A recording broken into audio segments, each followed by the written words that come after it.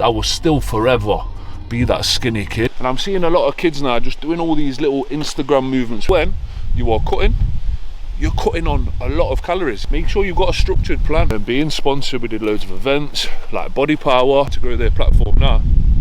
Make sure you are investing in yourself. You're bouncing around, tops off, energy was crazy. Yeah, as much as you think I'm this confident person, me and Mike just instantly bonded, you know. You look up to somebody like that, you listen, you want to learn. Just about to go out and do my faster cardio. Blah, blah,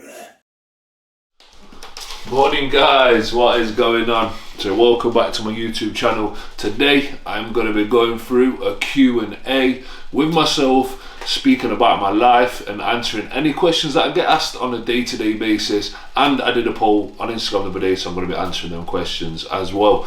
So let's get things started with the fasted cardio. Every single morning I have the Shred X, so we're banging a scoop of that in and then we're going to head out today. So I like to mix up my cardio, to be fair. As you know, I've been doing a hell of a lot of boxing right now. I get on the bike in the morning, I do my 5k walk, but because we've got these questions today, I'm dragging Nathan to film me on a 10k walk, so it's going to be a little bit brutal. We're going to be burning a hell of a lot of calories.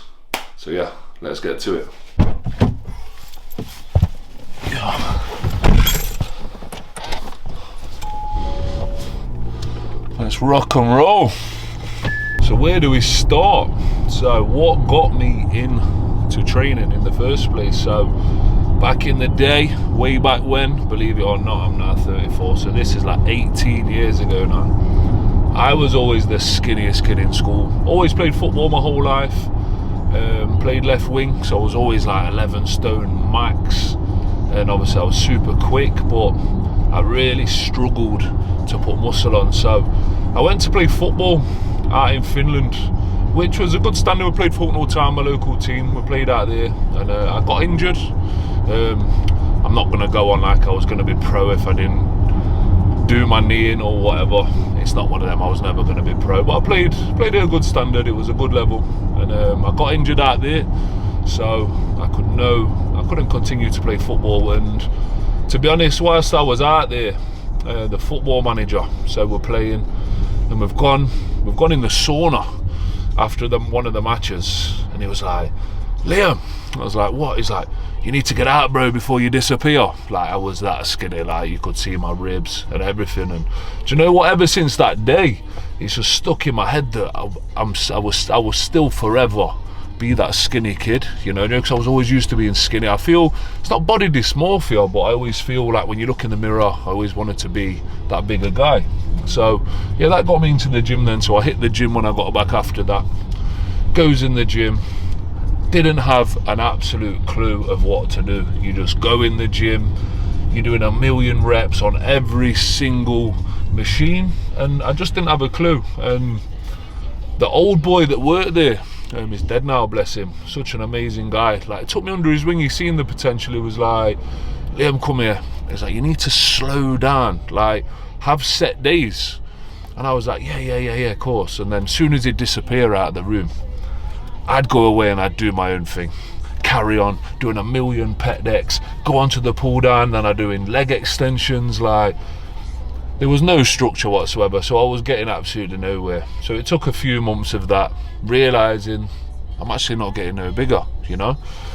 So I went downstairs one time in the gym. He's like, Liam, come here. Took me under his wing again. He's like, you need to listen now. You need to have structure, have a plan. So that's when I was like, because I'd spent months of getting over, I was like, actually, this guy, because he was a bodybuilder, he looked sick. I mean, he was always in immaculate condition. So I was like, right, I'm going to listen now. So finally it's clicked, I need to listen to somebody. So I goes to the counter after I'm having a protein shake. He's like, Liam, I've done you a diet plan now. I was like, okay. And he gets this one bit of paper, and I'll never forget this. This is when I'm 16 years old. And he flips it over, and I was like, read it, and I was like, and all it said on it was eat fucking everything. And believe it or not, when you are a beginner in the gym, because you've got that baby muscle, and you've never put yourself through intense training, you're gonna grow no matter what you do until you get to a certain level, like the level I'm at now. Yes, you need structure, you need to be monitoring your lifts, but when you're young, you're 16, your hormones are through the roof. Like at 16 I was still only like 5'11". I'm now 6'4". I'd not finished growing, so I had still had a lot of maturing to do, a lot of development to still do naturally. So with that, he says eat fucking everything, so I'm just laughing now. So that was it then. From then I just went away, just eating everything I could get my hands on. I didn't understand the macronutrients.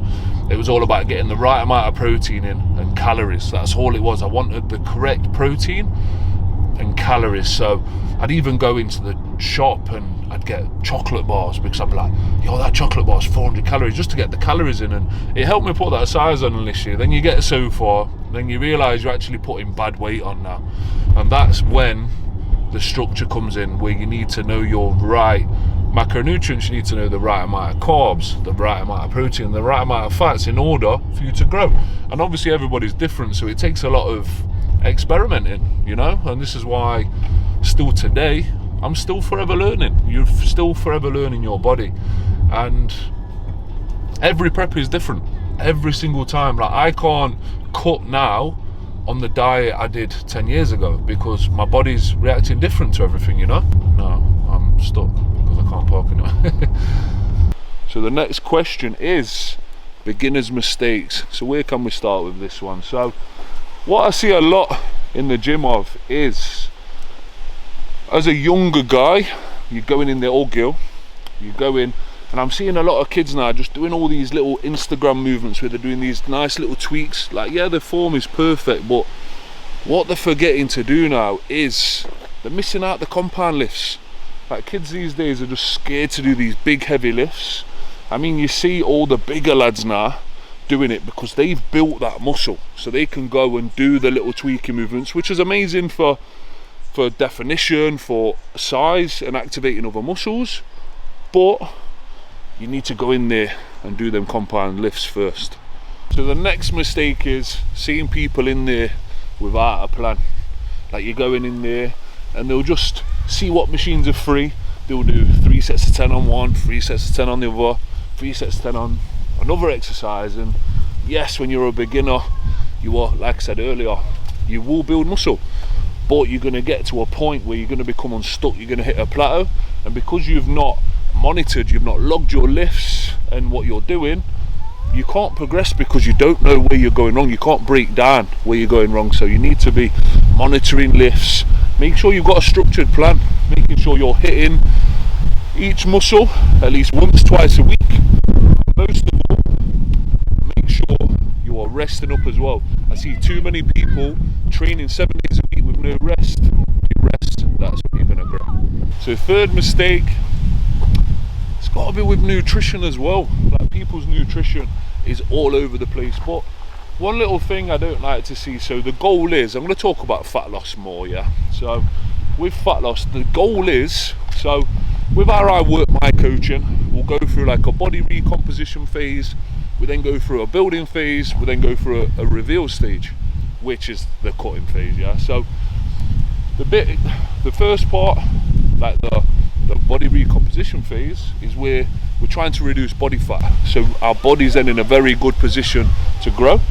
Then we go through the growing phase, and then we go through the cutting phase. But the goal is, in the growing phase, to get calories up as much as possible. So when you are cutting, you're cutting on a lot of calories, you're not cutting on minimal calories. And instead of concentrating on chasing the scales down, we concentrate on performance. If performance is through the roof, nutrition's good, we're going to be training well, we're going to be feeling well, and we're going to keep that muscle which we've grown. So obviously calories have got to come down, that's all part and parcel of the game. But yeah, we want to be cutting on as many calories as possible, just so when you get to the end, you're not doing a stupid amount of cardio, a stupid amount of expenditure, and on minimal calories, you're just going to be feeling like shit. So this is why I like to go through that growing phase on a lot of calories, and that's it. So the next question is, when was my first photo shoot? Wow. This is throwing it back now. This is back when I was 17. So let's have a little walk. Let's walk and talk, as they say. So I shot for Original Shoot when I was 17. I was built like that. The photo shoot was for clothing, so it was like Fred Perry, this, that. And if you see this picture right here, this picture was actually in a shop window in one of the biggest shopping centres in Nottingham, in the window. So you can imagine I'm in sixth form now, everyone thinks I'm famous, but I'm there. I've got this dreaded mullet. I've got some bootcut jeans on, I've got my mum's T-bar chain on. Honestly, the look, it must have been in back then. But right now you look back and think, what the fucking hell was I thinking? But yeah, that was my first ever photo shoot, and I got to pay 300 quid for it. And this £300, I just felt like I was fucking loaded at 17. £300 was a lot of money. And back then you could go out on like 20 quid, so that was nights out. I took everyone out, we went out, splashing bottles of fucking whatever, this and the other. I was into it pretty quick. But at the time, it was just nice, do you know what I mean? Just all your friends, go out, enjoy it, and just blow the money. The actual photo shoot which helped me get into the fitness industry, so I went on holiday to Cape Verde, got in pretty good nick for that, to be fair, and put my picture up on Facebook. This is the Facebook days when Facebook was bigger than Instagram, bigger than TikTok, bigger than anything. So I was on Facebook now, and I put this picture on, and then the photographer, the man, the legend Giles Crofter commented, was like, I'd love to shoot with you one day. And I was like, oh my god, I'd seen all these shoots he'd been doing for loads and loads of famous people. Some big names in the industry, had like Ryan Terry, there was like Jacko De Bruyne, Sergi, all them man were shooting with him. So I was like, yo, this guy's come to me, and I'm thinking, fucking hell. So I'm pretty blown away by that, really. So I did then a little 6-week cut, did my first ever photo shoot, put the picture right here. Not in bad nick. I mean, I over dieted, was pretty flat because I was all about a condition, but I was pretty happy. And off the back of that, Giles obviously helped me then get my first. This is where we're going to the next question. That's about sponsorship now. So we'll go on to that now. This is where I got my first sponsor, and that was with NRG Fuel back in the day with Team Lean. So where was we? We got to sponsorship. So yeah, with that off the back of doing my first photo shoot, first fitness photo shoot with Giles Crofter, where I got pretty lean for. I then got sponsored by NRG Fuel, which at the time, this is when Cole Froch was at his peak. He was the champion. He was sponsored by NRG Fuel. So to be sponsored by NRG Fuel, which is a Nottingham based company, and to be recognised around Nottingham was like a big deal for me, you know what I mean? And then off the back of that, being sponsored, we did loads of events like Body Power, and it's then Body Power which obviously helps your social media grow. You know, you get to meet new people. Like, I've met some incredible people. I'm not going to list them because obviously when you go to expos you meet thousands and thousands of people, but with Team Lean there was obviously like me, you got Jamie Joel, the giant, absolutely huge. Now there's pictures of me and him from way back when, and I'm a little bit bigger, where he is a whole different category of fish. He's massive. You had Jamie Spencer, he's smashing it right now, he's doing the coaching like myself. You've got Tosh, he was just an absolute legend. There was Aaron, Miles. We had a sick squad. It was sick. I don't want to name everybody, but yeah, we did some amazing things, and Body Power was a big door opened, you know, for meeting loads of new people, especially in regards to the fitness industry. And I just feel like that's how obviously you help grow your social media. And at the time, was Instagram a big thing? I wasn't really too fussed about growing the socials. I was just doing it to be within the fitness industry because it's what I enjoyed, it's what I loved, and I just wanted to train, meet new people and grow, and that was that. And then until a few years later, I then realised that, oh, this can actually become my full-time job, which is, honestly, it's still surreal now that I'm actually doing fitness as a job, because obviously I was an electrician way back when. I was a sparky for almost 15 years now, believe it or not. So I mean, I've got a trade behind me, which is amazing to have always, but I do want to obviously be a coach forever now. So next question, how did you grow your Instagram? So how did I grow Instagram? So obviously socials was growing nicely, nice and organically. Do you know what I mean? It never grew super fast. I mean, going to places like I just said, like Body Power, meeting new people, putting yourself out there and getting good quality images gets you so far. And then you get like clothing brands coming through for you. I mean, I worked with quite a lot of clothing brands back in the day. They was just sending me free clothes. So obviously you're promoting all these clothes. Obviously way back when you first started out, you was doing it for a free t-shirt, and I was absolutely over the moon. So yeah, obviously you're getting the free clothes, this, that and the other, and everybody made this mistake back in the day, but it wasn't a mistake as such. Like, people was getting pictures and was taking no time and effort into getting the images. Like, I'd literally go outside with my iPhone, stand there with my t-shirt on and just look to the side, and the pictures were just so generic. Everyone was posting the same shit. There was no creativeness. They just didn't look good, you know. And that's kind of what socials was about. And then you notice the ones that was growing was going out of the way. They was buying a proper camera now. They was being creative. They was going to better areas to shoot rather than just being on your street. So I was like, how can I grow my socials now? And I was like, I need to invest in a photographer. So as soon as I invested in this photographer, the first picture he took, I was like, yeah, this is how I'm going to move. And soon as I started getting proper pictures on this proper camera, and the quality of my content got better, obviously my social media grew massively. Thank you. Yeah, my social media like grew dramatically, and I was like, so this is it. So where I'm going with that is invest in yourself. If you're not growing and you're not getting anywhere, so anybody that's trying to grow their platform now, make sure you are investing in yourself. Make sure you're investing in someone like a photographer with the proper equipment. You're going to get better quality content. I mean, it's the same as anything. You invest in a coach, I'm going to get you better results than doing it on your own. You invest in a mortgage advisor, you invest in a financial advisor, they're going to help you move correctly. And the next thing is just stay consistent.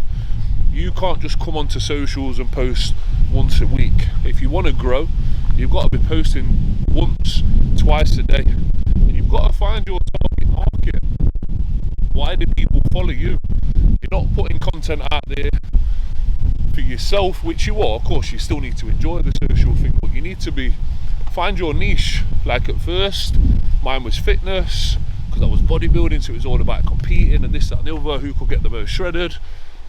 Didn't really enjoy that as much, so I come away from that. I went into the more fitness fashion, so then I had that cross-reference, so that kind of worked. Yes, I'm still doing fashion. Obviously, I still work with Jim King, one of the biggest brands in the UK. Father Sons, show me a better brand. Ridiculous. So, I mean, working with some of the biggest brands in the game.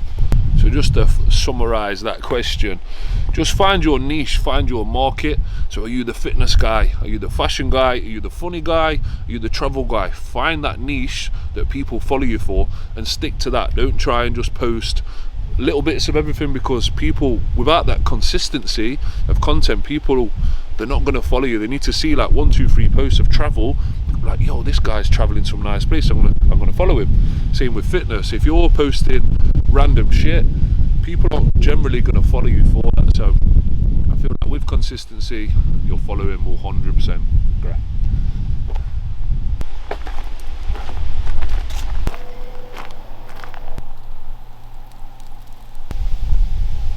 Next question, how did you get to work with Father Sons? So a bit of a long story really. So I was working at Body Power for VQ. You know how them expos are.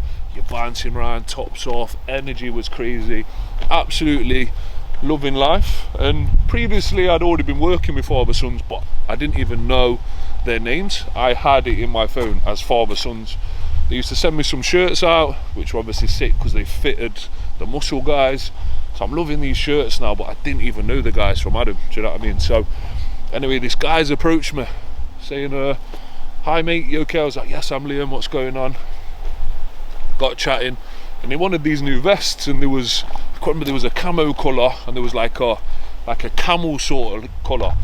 And I was like, bro, you want to get this one? This is going to look sick. Like, tried it on. I'm like, mate, that looks fucking sick on you. Just complimented his physique, sick. Shoulders look good, everything was looking tight. I was like, bro, you need to get this vest.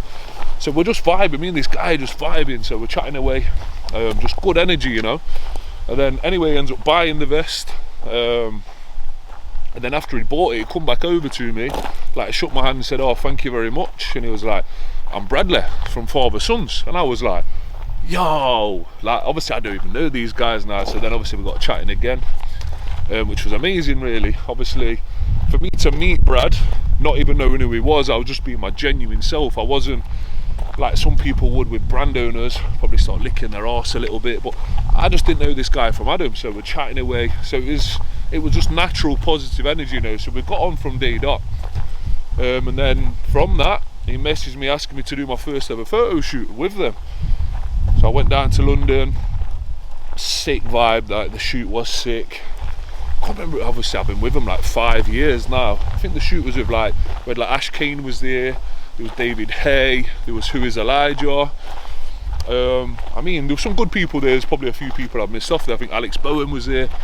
So it was sick. I'm like, felt well out of place. I've got all these famous people, and like myself, I'm like, wow, like I felt well out of depth, but it was incredible. And from them, like, we just built a relationship with Father Sons, and like I said, I've been working with them now for 5 years. I mean, I went out with Bradley to when he got engaged to Maria out in Vegas, which was sick. So not only do I work for the brand, like I've obviously become friends with him and Scott, obviously Shan as well. They are triplets, believe it or not, for you that don't know that.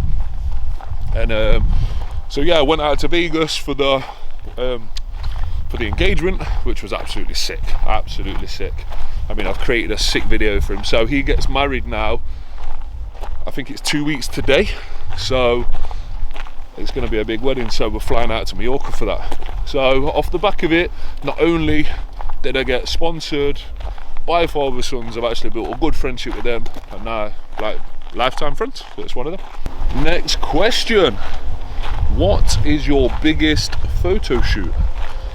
Biggest photo shoot? I mean, I've done a hell of a lot of good shoots. Obviously working with brands like Jim King and Father Sons has been some big opportunities for myself. I'd say biggest was when I flew out to LA, just because LA is that place, you know, like to fly to LA to do a photo shoot, like that is surreal. That don't happen to the everyday person, and I feel forever blessed for getting opportunities like that, you know. So we flew out to LA to do this photo shoot. I mean, we shot with, I think there was like Jadani was there, Jeremy Buendia.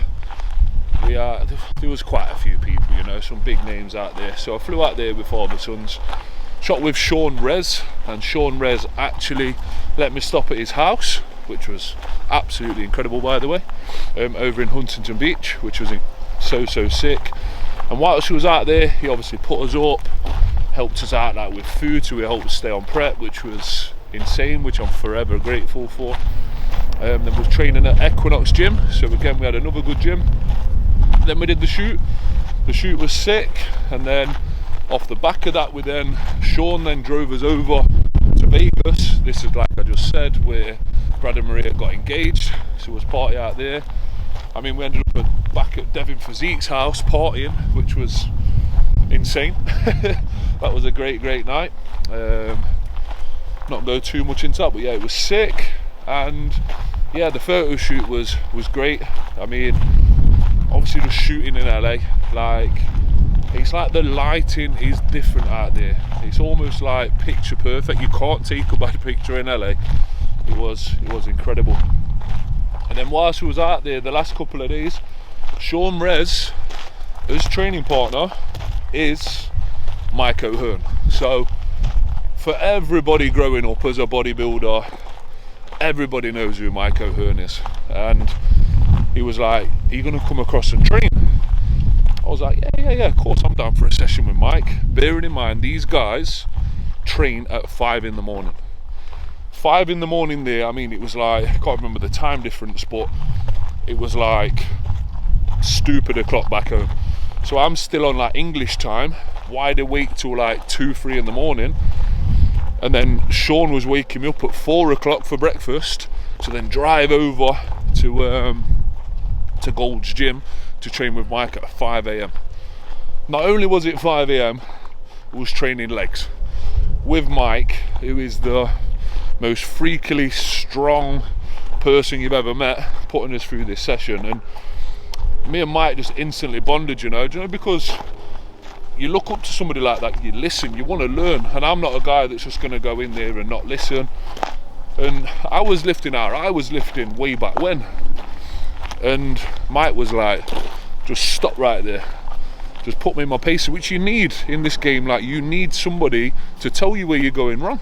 And he stripped the weight off, and back here I feel like back then it was like I was doing my maximum 15 reps, like 12 to 15 reps. That was my maximum. That was like cardio. Mike, he was doing like sets of 40, but it wasn't with he was doing a stupid amount of weight. We wasn't. Was doing very light, but it was more controlled reps, like very slow negatives and exploding up. And honestly, my legs have never been as battered as that ever. And yeah, probably one of the best leg sessions I've ever done. Off the back of that, Mike was like, I was flying home on the Wednesday, and on the Tuesday Mike was like, what are you doing Tuesday, Liam? I was like, got nothing planned. He was like, right, we're going to come over, you can train arms with me. He wanted to train arms with me, and he then filmed me for his YouTube, and I'm actually on his YouTube, which you can find if you type in my name and Mike O'Hearn together. You can actually watch the video where me and him train arms together. Yeah, again, horrible. It's all very controlled movements. He's very specific with this, like, he's not trying to chuck weights about. Everything is controlled. And look at, like, I'm sure then when I met him, was he 50? He might only just be 50 now, I can't remember his age exactly. But that's why he's continually been able to carry on training, because yes, he lifts heavy, but he lifts safely and correctly, and he's mobile. So again, that's why you shouldn't just be chucking weights about. You need to warm up, lift properly, and you're going to be able to train for longer.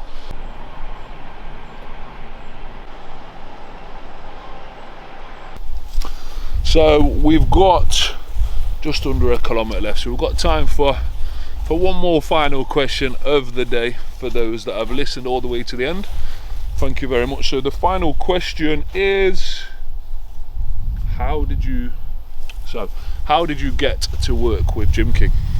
Another question about clothing and about my career. So short story really. So obviously walking through Nottingham, used to walk past shops like JD, Foot Asylum, and there used to always be shows like Leon Scott in the window, maybe Alex Bowen, one of them wearing that. They was the first people as well to bring out that khaki 2 set, and that was just unreal. When I bought that, he was the freshest man in the gym, you know. So always loved Gym King. And then the opportunity come up for a competition, so it was like, become the next Gym King model. So I was like, oh, give it a try. Like, put my name down. In fact, my PR, Katie, she put my name forward. So that was amazing. From Toto, give them a shout out. Yeah, so if you ever want to work with me, shout out Toto. But yeah, so we applied, got an email back saying I got through to one of the stages. I think 5,000 people applied for it. So obviously I was up against a lot of people. That was boys and girls. So I went to the first interview. You sat in front of like a panel now, so it was like, so I got a fly on my leg. You sat in front of a panel. There was Terry, who used to work for Gym King. Then obviously you had Jay from Gym King, who's the owner, and then there's a few others. I can't remember who that was. Sorry if you was there and I named you, but I just can't remember off the top of my head. But anyway, Jay was there. He's like the owner of Gym King. He's the man right now. The problem is if I go in to an interview with somebody and they just ask me questions off the cuff, I'm fine. But because they gave us these set questions to like revise the answer to, I can't remember what the questions were now. But I got in my head a little bit, I was overthinking it. So yeah, as much as you think I'm this confident person, I've gone in there overthinking massively. Like the anxiety, the nervousness was crazy. And you're in like a waiting room, so you see one person go in thinking, fucking hell, he's a good looking bastard, like I've not got a chance against these guys. And anyway, I've gone in revising these answers and I'm nervous, I'm anxious, and I'm stood there supposed to be this strong figure. I mean, I'm already modelling with like father sons, doing bits already, and I've gone in and I'm just stood there, like I felt like I was shaking like that, like crazy. Obviously it wasn't obvious to them, but I felt like my whole body was just shaking. They're asking these questions and then I was just super nervous, and Jay was like, listen Liam, just calm down, you know. He's like, just go through the answers. And then I can't remember what the questions were. It was like, again, it was like 4 or 5 years ago. But obviously spoke with Jay, it was great, and he was like, I've already seen what you're doing with father sons, I like what you're about, we'll get back in touch. So from that we then went back, and a few weeks later I then got an email saying I got through to the next stage. I'm like, fucking hell, I've made moves. I think got down to the final 12, which then we had to go and do like a mini photo shoot. Ty Clark was there, he was showing us like how to model, this, that and the other. Obviously I'd been doing it previous, the other guys had not done so much, so I already had that experience, so I already had that upper hand there, which was nice to say. And then I was obviously chatting to Jay, and Jay was bigging me up. He was like, honestly Liam, I just feel like you're going to go far. And at the time I was on about 60k, so I felt like that was incredible. Like I used to compare that to filling the Forest football ground twice, and I'm like, oh my god, all these people follow me. But then obviously now my following's up at like 200, which is still, I mean, an amazing feeling. But Jay was like, he was the one that made me believe in myself. He was like, your social media is gonna grow. So anyway, we did this part of the competition, we did some photo shoots, showing them what it was about, and believe it or not, I ended up winning, which again, I keep saying the word surreal, but it did seem surreal. I was like, oh my god, I've just beat 5,000 people to win it.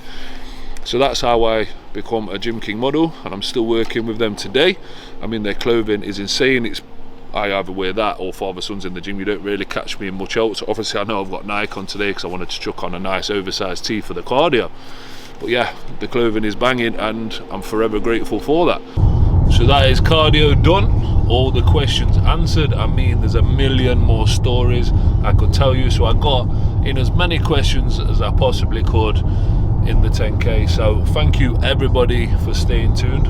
For everyone that stayed into the end, big love. I know I was going on a little bit, but I love to tell a story, you know how it is. So thank you to everybody that has tuned in to this episode. I look forward to seeing you on the next one, and yeah, big love.